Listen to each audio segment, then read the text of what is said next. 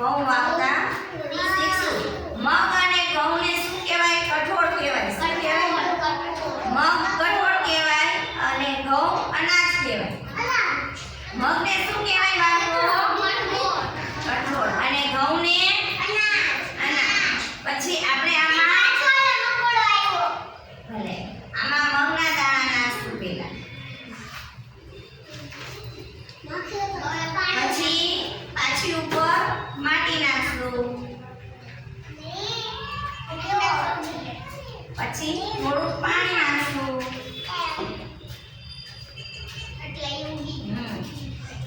પછી ઘઉં નાખશું. પછી પાછા આપણે માટી નાખશું.